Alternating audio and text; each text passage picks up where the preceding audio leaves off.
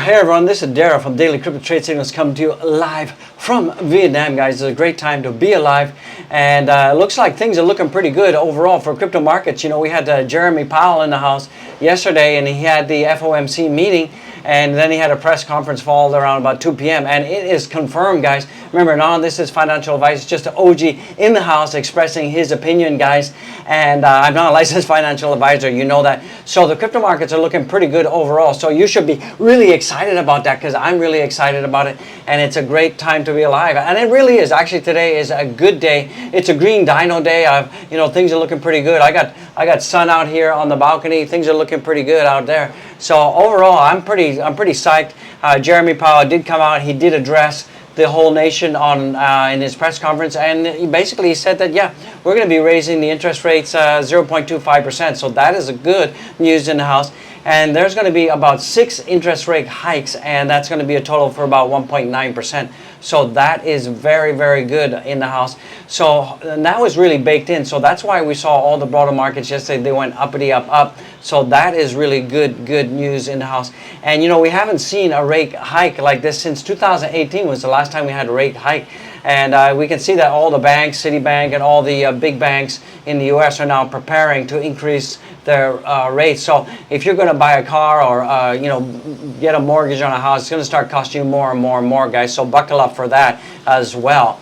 So also Jerome Powell, he did go on to talk about, you know, that he thought that the labor market was too healthy, and he was really referring to, you know, wage spiral going out of control, and he was afraid that, you know, wages would be going uppity up, and that would be uncontrollable. So he kind of talked about that, you know, we need to be reducing salaries. So I just didn't kind of like that. I thought that was a bit of a negative thing to be saying, considering that, you know, inflation is higher and gas is more expensive and groceries are more expensive, and he's kind of saying, look, we should cut back salaries, because he's afraid of you know, wage price spirals. Like, what's up with that? I mean, that was just, I thought that kind of was not too good enough. So I thought that was a bit of a Debbie Downer moment. So what do you guys think about that? And remember, you guys got to go down there, smash the likes and comment, guys. We got some other news. It looks like the fear and greed index right now has gone up from 24 to 27. So booyah, that's pretty good in the house. I love it. You love it. So that is cool beans in the house from that perspective. And you know, let's see, guys. Let's see. We're seeing that the crypto markets are coming back right now. We're seeing that Bitcoin right now is up almost 3.29% from where it was yesterday. So booyah, baby. And we're seeing it's at over $41,000.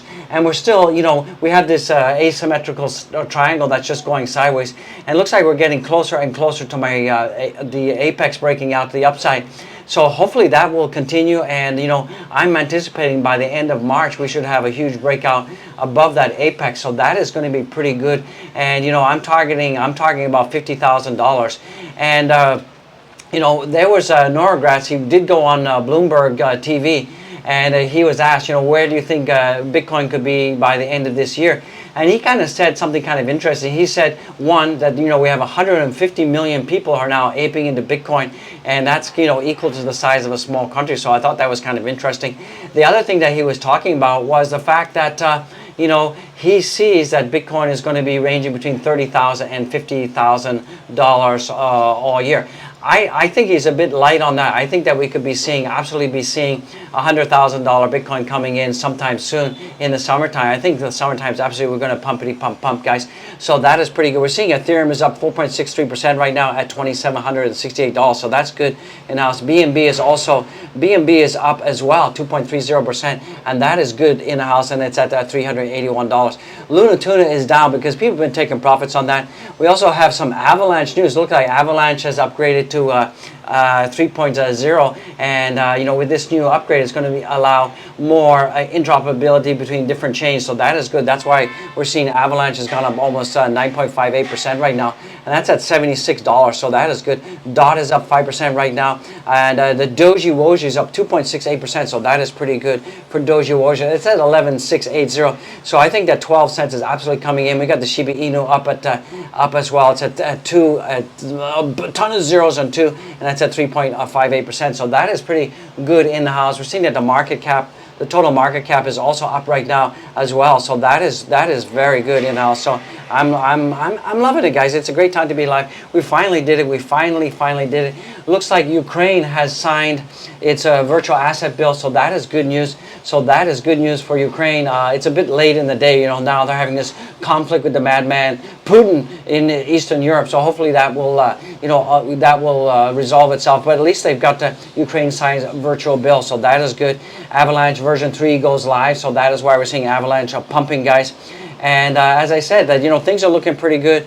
In terms of the wrecked apes in the house, we're seeing that about 174 million apes got wrecked, and that about 43,000 traders got wrecked right now. And you know, that is just too bad for them. And we're seeing that 72% of all the leverage apes are short. So that is kind of interesting in the house. And you know, the leverage apes, they never learn. They absolutely never learn. And you know, one of the reasons that Bitcoin is pumping right now is because there's a huge short squeeze on. Remember, yesterday we had this Hunter wick that went all the way up to like 41,600, then crashed all the way back down to 39,000. So that kind of reset the whole leverage market. And then because of that, the leverage apes thought that you know, the Jeremy Powell thing was going to be a Debbie Downer, and that they were going to, you know, increase the interest rates more than 0.25%. So they were betting that Bitcoin was going down. So they're wrong. They're out of there, guys. They're absolutely out of there. So that is kind of interesting in the house, guys. So overall, things are looking pretty good. Things are looking pretty peachy keen for the markets. We got Bitcoin's looking pretty strong. It's still trading in my horizontal support line between 38,000 and 42,000. We definitely need to see that breaking out. Yeah, it's been a little boring. We're in our 10th week of just being range bound in that whole range. So yeah, it's pretty boring out there. In terms of Dogecoin news, nothing really new out there. Ethereum 2.0, it's getting closer and closer. You know, the merge testnet is going fine. So far, the developers are not reporting any huge hiccups. So that's going to be a huge transition for Ethereum when it moves from proof of work to proof of stake, and that's going to be good. And then we should be getting the Ethereum 2.0, the Doge bridge, and all that stuff coming out. So that is good news for that. So Dogecoin is really acting like a stable coin right now. It's just also been going pretty much sideways for almost 10 weeks as well. So we really need some kind of cool, huge catalyst for Doge to break out. You know, yeah, sure, we've had a couple of the Elon Musk effect pumps, but that hasn't really, you know, been able to create a sustainable long-term pump to the upside. You know, every time that Elon does pump, what happens is it goes up and then it goes down, and it just goes back to and resets itself. So I'm still pretty positive, you know. So at least you guys have to look from the, you know, zoom out. Wendy Trend is your friend.